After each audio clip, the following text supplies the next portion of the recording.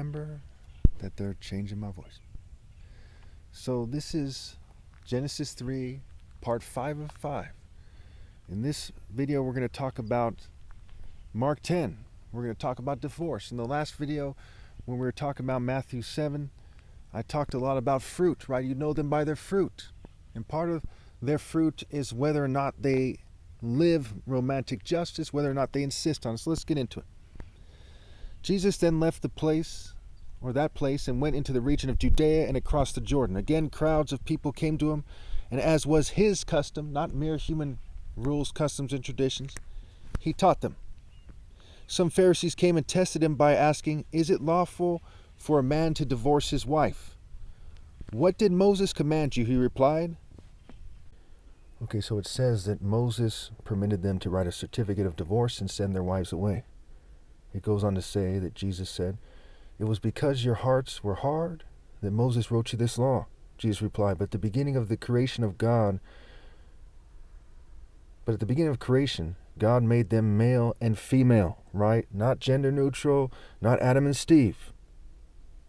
For this reason, a man will leave his father and mother and be united to his wife, and the two will become one flesh, so they are no longer two, but one flesh. Now again, because the LGBT community and its allies just committed a serious felony against me, and I had to redo the last part of this video, I'm going to overkill this. Yes, homosexuality is a sin in the eyes of God. The vast majority of cultures knew that ahead of time. They knew that well ahead of the Torah. That's always been the situation. There was no Bible at the time that the Old Testament, events were occurring, the first events like Genesis. There was no Torah or Bible there. Moses comes later, and the Torah comes later. They got that idea from the fact that everyone already knew that people who had something wrong with their heads, this was the existing belief, that people who had something wrong with their heads were sometimes coming out gay, sometimes they come out as bestiality. We see it in Greco-Roman mythology. No offense to the LGBT community. I'll say that for the purpose of YouTube, though I am very angry at them right now for threatening my life in a very serious way on the road that goes beyond basically anything else that's ever happened on the road, basically, except for a few other events, we'll say. Okay. Therefore, what God has joined together, let no one separate. But at the beginning of creation, God made them male and female. For this reason, a man will leave his father and mother and be united to his wife, and the two will become one flesh, so they are no longer two, but one flesh. Therefore, what God has joined together, let no one separate. Your marriages are invalid. Your churches are invalid. Your mosques, your synagogues, your institutions, they are extremely invalid, and they are extremely disgraceful in the eyes of God. And you all know that very well. Some of you have the nerve to give me a hard time about it. It was a mix between white supremacists, Jewish supremacists, and LGBT people who gave me a hard time this morning because they knew that I was going to cover this and I was going to upload this. And I am going to upload this. When they were in the house again, the disciples asked Jesus about this. He answered, "Anyone who divorces his wife and marries another woman commits adultery against her. And if she divorces her husband and marries another man, she commits adultery." So let's kind of speed this up here. Let's just get to Isaiah and Matthew 11, and let's wrap this up. Isaiah 13, 15 through 16. Whoever is found will be thrust through, and whoever is caught will fall by the sword. Their infants will be dashed to pieces before their eyes. Their houses will be plundered, and their wives raped. Why? Because they had invalid marriages. And it's talking figuratively. Yeah, there's some sickos out there raping people, and some crazy Jewish cult, white cult, token minority cult, maybe gangs, maybe military police. Yeah, there's sickos out there. It's doing stuff like that. But it's talking about their future. It's talking about their soul. It's talking about their spirit. And it connects to the garden, the suitable helper. It connects to Mark 10, what I just discussed earlier. What have you. Matthew 11. Jesus and John the Baptist. After Jesus had finished instructing his 12 disciples, he went on from there to teach and preach in the towns of Galilee. When John, who was in prison, heard about the deeds of the Messiah, he sent his disciples to ask him, "Are you the one who is to come, or should we expect someone else?" Now keep in mind that they changed my voice and stuff like this. These events are superimposed on something else. We're not talking about a bunch of Jews like Harry Potter and Bibi Netanyahu and Zuckerberg. That's not what it's about. Okay, we'll get to that in the next videos where we talk about how things are superimposed on other things in a very definitive way. It's not just, the fact that the ark is figurative. It's also that the peoples that they're using aren't the people that you think that they are. Because the Bible is Bible. Who wrote it? Who interprets it? By the time you think that you know what it's talking about, you're thinking about something else. Okay. So they basically ask him, is he the Messiah or should they expect someone else? And yes, I am the Messiah. Jesus replied, go back and report to John what you hear and see. The blind receive sight, figuratively speaking. The lame walk, right? We see that in 2 Samuel 5, where they call the blind and lame those who aren't in the Spirit of God, who don't have the true warrior spirit of God.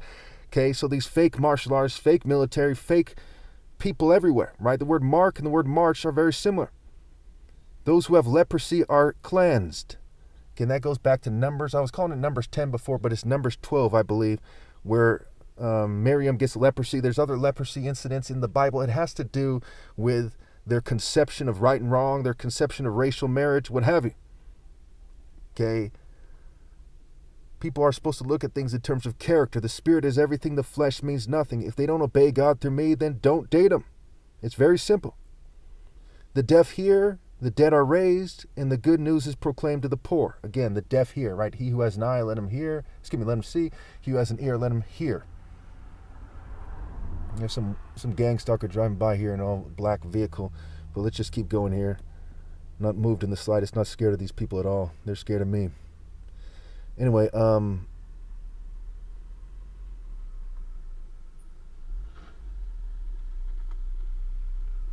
blessed is anyone who does not stumble on account of me. As John's disciples were leaving, Jesus began to speak to the crowd about John. What did you go out into the wilderness to see? A reed swayed by the wind? If not, what did you go out to see? A man dressed in fine clothes? No, those who wear fine clothes are in kings' palaces. What then did you go out to see? A prophet. Yes, I tell you, and more than a prophet. This is the one about whom it is written, I will send my messenger ahead of you, who will prepare your way before you. Notice he says the rich are beneath the prophets, they're beneath the righteous. Righteousness is greater than wealth. And people should not marry based on financial, status, what have you at all. They should marry based on morality. And in fact, they shouldn't marry anymore unless they're obeying God through me. Okay, and even then they should think twice about it, because you shouldn't reproduce no matter what. But if you obeyed God through me in time, before my flesh dies, okay, and I'm still here, then you can get married as long as the female gets her tubes tied, because no one should have children no matter what. Only a sick monster, just a monster, only a sick monster would have children in this day and age. There's so many reasons I'm right, but I'm running out of time here, so let's keep going here. Truly I tell you, among those born of women, there has not risen anyone greater than John the Baptist, yet whoever is least in the kingdom of heaven is greater than he. So he's saying that he's not truly like someone in the kingdom of heaven, but he is born of woman, and that puts him at odds with the snake. Okay, and that goes back to Genesis, right, where it talks about how the snake strikes the heel of the man, and the man crushes his head, right, the offspring of Adam and Eve, who have been cursed because of what Adam and Eve did.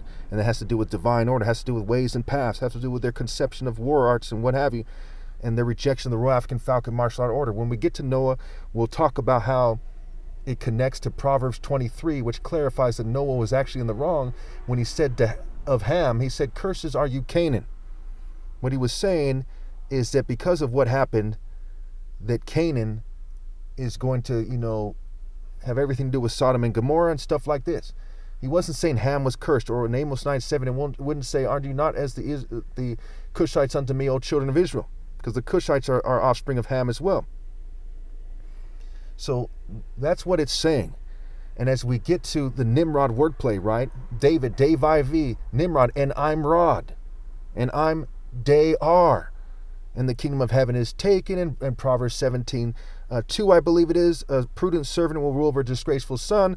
The first shall be last, the last shall be first. There's a lot of different paths that lead you to, okay, it's a Royal African Falcon martial art order, just like it was made clear in Genesis 10. Okay, so let's keep going here.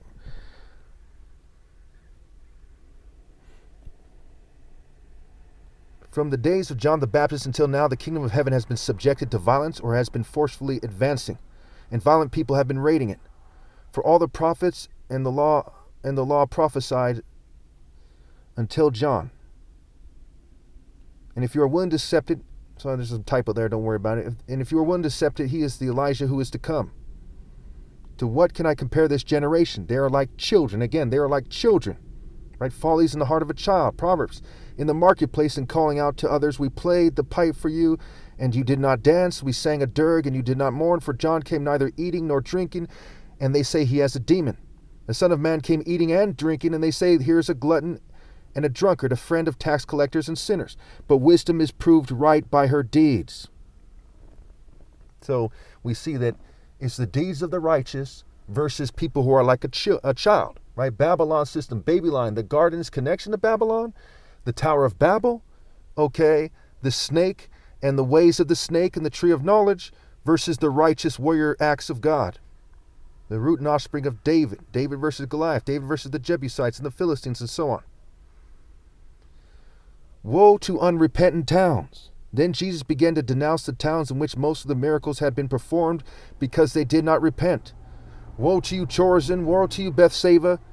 For if the miracles that were performed in you had been performed in Tyre and Sidon, they would have repented a long time ago in sackcloth and ashes, right? Because Christ is there and they're not obeying, they're cursed. So it is with, the planet, America, California, Santa Clara County, what have you. Then you have these lowly dogs who seek to cover this up or wait till I'm God and say, hey, that's what happened, because they're just complete trash.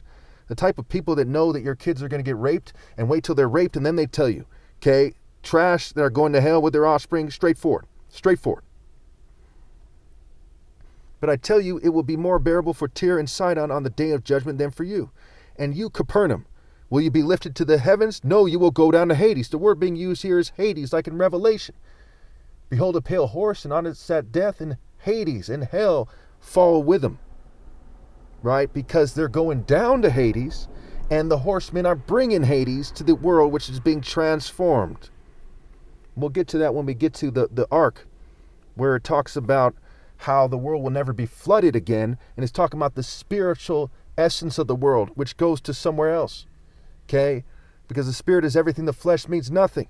But it doesn't say that there won't be catastrophes, right? Like Sodom and Gomorrah happened after the ark. And other catastrophes as well. Okay. Now, again, that wasn't on the whole world, but again, it goes back to the spirit. The spirit of the world will not be reduced again because it'll be in the spirit realm. Okay, the spirit is everything, the flesh means nothing. The ground is cursed in Genesis, and we see in Isaiah 24, it says the earth sinks never to rise again. We'll get to that in the future here, but keep that in mind there so you don't get confused about this. And say, but he said this, this, and this, and it says this, this, and this. There's a way to reconcile everything in the Bible, especially with the golden rule, which has to do with the translation of the Bible as well. Okay. For if the miracles that were performed in you had been performed in Sodom, it would have remained to this day. But I tell you that it will be more bearable for Sodom on the day of judgment than for you. Okay, so notice that the land where Sodom was is still there, right? So Sodom refers to the spiritual place, just like we see the language we see in Genesis and the language being used there, that the earth refers to a spiritual place, not to the physical ground, what have you. But I tell you that it will be more bearable for Sodom on the day of judgment than for you. The Father revealed in the Son. At the time, Jesus said, I praise you, Father, Lord of heaven and earth, because you have hidden these things from the wise and learned, right? Those who are learned in worldly wisdom, and have revealed them to children, right? Those who are children who are paying attention, who are raised right, what have you. That's why when I was a child, I was more mature, and I'm obviously still more mature than these adults we have these days, right? Because they were taught wrong and raised wrong in the wrong spirit, and they go to the churches, mosques, and synagogues and other groups, and they're led astray. Yes, Father, for this is what you are pleased to do. All things have been committed to me by my Father. All things. So I own everything. Women have no right to reject me. People have no right to rebel against me. I own everything. We're not equal. The one who's from above is above all. And all things have been committed to me by the Father. No one knows the Son except the Father, and no one knows the Father except the Son, and those to whom the Son chose to reveal him. Come to me, all you who are weary and burdened, and I will give you rest. Take my yoke upon you and learn from me. Learn from me, right? You have one teacher, that's the Messiah. For I'm gentle and humble in heart, right? Humility is the fear of the Lord. And you will find rest for your souls, for my yoke is easy and my burden is light. It is actually a better life, a more fulfilling life, and an easier life to obey God through me. Okay, remember that they're changing my voice. Because of what they did this morning out of extreme racial animosity, under no circumstances can whites, Jews, or LGBT people have a valid church, and under no circumstances can they lead. What they did was extremely evil. They went out of their way to threaten me and my well-being on the road. And obviously, I don't regret doing the things I've done. I manned up. What they did was a reflection of their group failure. People from their group aren't rallying to me, but people from their group did something very extreme this morning. It is extremely illegal. They committed a very serious felony against me in the name of white, Jewish, and LGBT supremacy, and in the name of Americanism. And obviously God and I will always consider what Americans did in this case, what Freemasons did, what everyone, the military, the police, how they stood down and let me be put in danger to that degree. I'm not surprised in the slightest. Okay, I've always said there's not a man among them, and they've really proven that this morning. Okay. So as I look at this thing, what sticks out the most is it often does, is their stupidity. Not what I just went through just a couple minutes ago or so, but their sheer stupidity, their sheer cowardice, how poorly they were raised by their parents. It really, really sticks out.